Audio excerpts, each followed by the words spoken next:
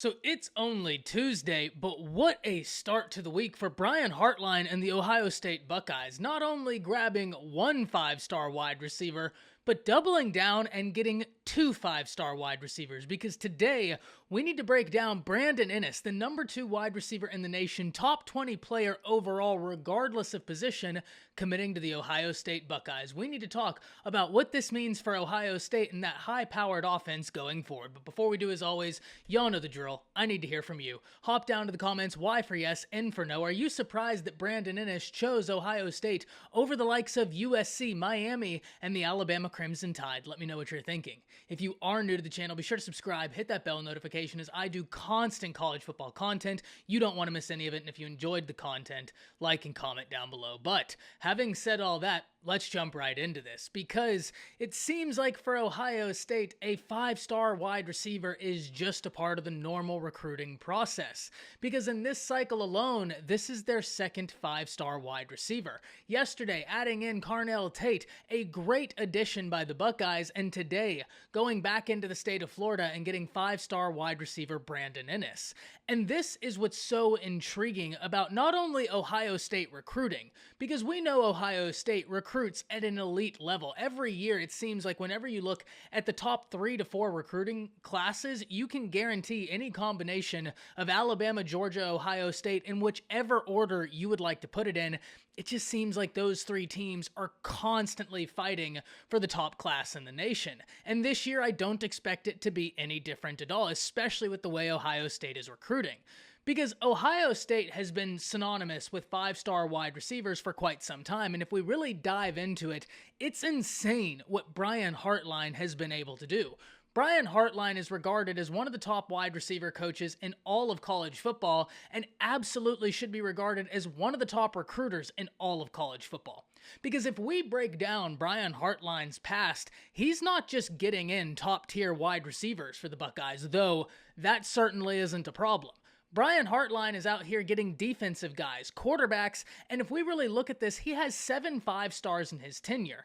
16 guys he's recruited rank inside the top 100 prospects in all of high school football. And as I said, we can list off 5-star wide receivers for days, but we can also talk about Kyle McCord, CJ Stroud, and JT Tuimoloau, all individuals that Brian Hartline played an instrumental part in Ohio State getting.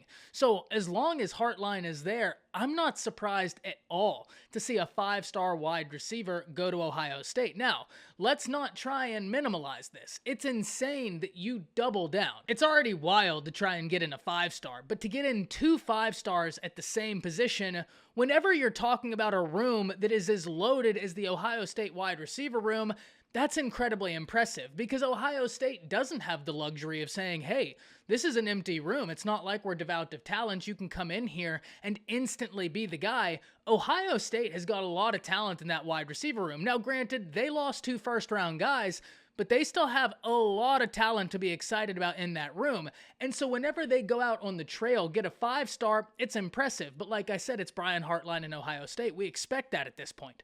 Whenever they go get 2 5-stars, that's when I start raising my eyebrows. Because even though, yes, it's Hartline, yes, it's Ohio State, that's impressive. And if any institution's going to be able to do this, Georgia, Alabama, Ohio State, it's not surprising when it's them.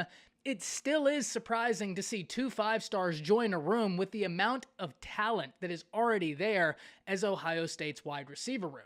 And I don't expect Ohio State's wide receiver recruiting to slow down any. So if you are banking on that, I have some words of caution. I expect them to continue pushing forward and adding in elite talent, who it's going to be very interesting to see. But what does this mean for Ohio State's offense? An offense that was already one of the more high-octane, high-powered offenses in all of college football. Well, don't expect it to go anywhere. With CJ Stroud returning, he is one of the best quarterbacks in the nation. We talk about this all the time. CJ Stroud has got such a deep skill set. I'm very excited for the season he has coming up ahead of him. With being one of the top passers, it makes complete sense that Ohio State is getting in these wide receivers. And one thing we need to remember is it's not like Ohio State has to worry about quarterback in this class. If they choose to go that route, I won't be surprised at all to see them take a quarterback. But they have 5-star quarterback out the class of 2024, Dylan Raiola, waiting, already committed, and you can bet your bottom dollar that has prospects excited, being able to get the opportunity to play with him. At the end of the day, this is a great win. Because when we talk about Brandon Inniss, this is a player with an incredibly deep skill set, and really, he excels at everything. And not only did you keep him away from several other institutions, you kept him away from USC, and that's important because Brandon Inniss was a former commit to Lincoln Riley when Lincoln Riley was the head coach at OU. OU at that point had Brandon Inniss and also Malachi Nelson, a top quarterback in this class. In fact, the number 2 quarterback in the nation, the number 2 player in the nation per 24/7 Sports. You were able to nullify the relationship that had already been established with Lincoln Riley, Malachi Nelson, and some of the other players that ended up going and committing to USC after Lincoln Riley arrived. That was nullified, and instead, Brian Hartline and his history won out. Something that I don't find completely surprising, but something that is still incredibly impressive when you talk about already having a 5-star wide receiver and the amount of depth in that room. It is very impressive, but I can't wait to hear from you. Hop down to the comments, let me know what you're thinking. That's it. See ya.